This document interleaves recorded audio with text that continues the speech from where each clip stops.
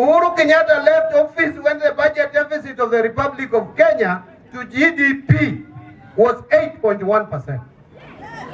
As we speak, we are reducing it to 4.3%. And next year, it will be 3.8%. By the time we will go to election, the budget deficit must be below 3%. When I took over, the shilling was volatile, was exchanging at a very high rate. There was a time early this year when the shilling was trading at 160 per dollar. Today, the shilling is trading at 129 shillings per dollar. When I took over, the government of Kenya was borrowing at 15.5%. When Ruto took over, we were borrowing at 17%. When I took over CS, under the leadership of Ruto, we were borrowing at 15.5%. Today, we are borrowing at 11%.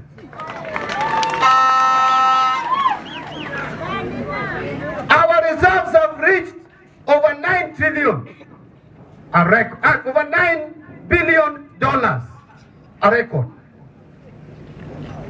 A record never witnessed in this country. Our inflation is at 2.8%, another record. We are paying salary of public servants by fifth. I said I don't want public servants to be paid around 18th of the month, the new month. Or at worst, should be the 5th of the new month.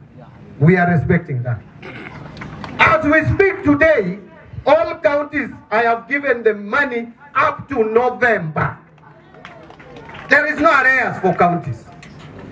We released the last one yesterday, 32.9 billion. CDF, I promised Mbadi that I will give them 5 billion. I gave them 7. 2 more. We are working with the president to make sure that this economy works. We are working with the cabinet to make sure that this economy works. We are hard working, we are determined, things will get better. Just give us opportunity. I am not here to lie to Kenyans. Things are not perfect, but they are getting better. I know the middle class have issues with their pay slips. The taxation. We want to streamline Kenya Revenue Authority for 1 year. Then we will start lowering pay as you earn so that the middle class can have the capacity and the ability to buy goods and services to spur economic growth.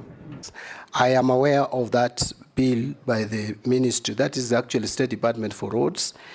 If you go to our records in Parliament, Public Accounts Committee had requested the Ministry of Roads to provide information on pending bills, analyzed, categorized in terms of principal sum, interest and penalties. And we have that information in Parliament. I'm sure my colleagues will submit a report to the effect. We actually were recommending that the government negotiates with these contractors on the interest and penalties.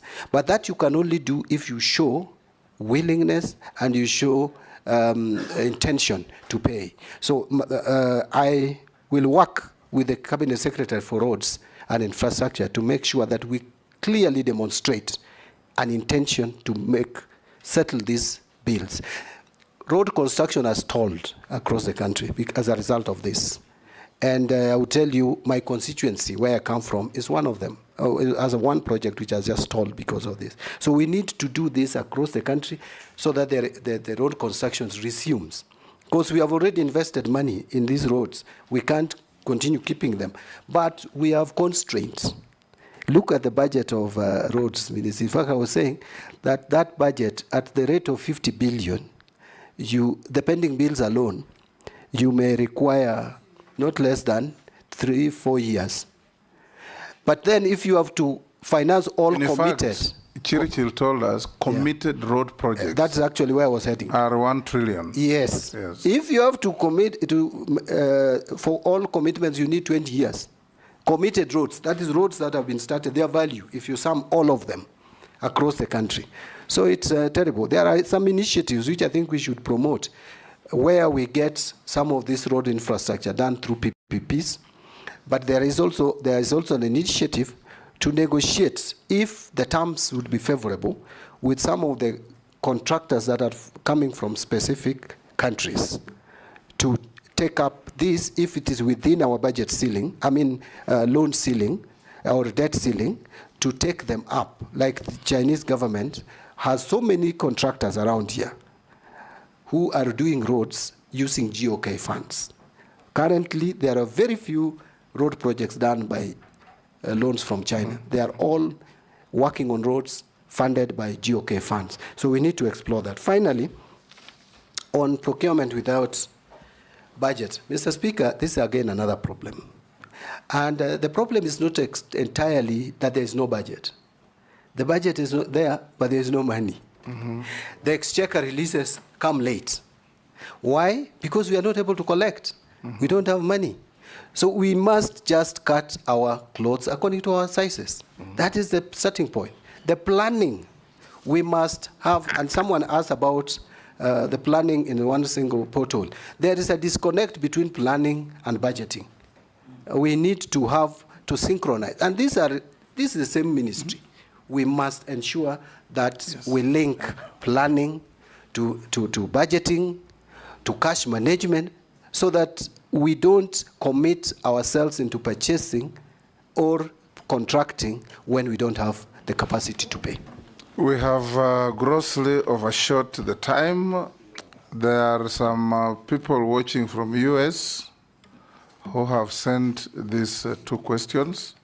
What is your view on the potential of blockchain technology within the financial sector, particularly in light of the blockchain technology report to 2020? Would you support the adoption of this technology? The next one, in light of the increasing global uncertainties and economic volatility, gold reserves have become more crucial in safeguarding national wealth and ensuring economic stability. Elaborate on how you would propose leveraging gold reserves as a reliable store of value in the current and future economic landscape.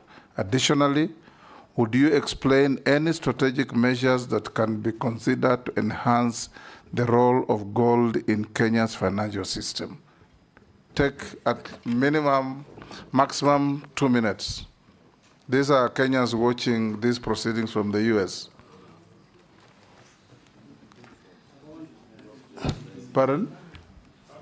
The first one of the blockchain, Mr. Speaker, I must admit that I need to understand it better. And that is an honest answer. We understand. We need to get what it is. If it is something that don't can also help know it. the country, I also don't know it. The better. On leveraging on gold reserves. We'll need somebody to teach us about it. Do we have an ICT person around? But don't you worry, Mr. Speaker. Now that's brought. There's a nexus between finance and ICT. We will. CBK, maybe when you get, if you get approved, CBK should be able to sort you. Yes. Okay.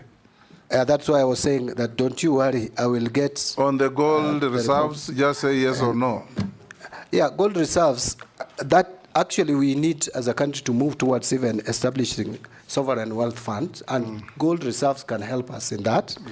Yes. And those are areas, those are emerging areas that we need to look at. Thank you. Thank you. Lastly, John Mbadi, as a nominee.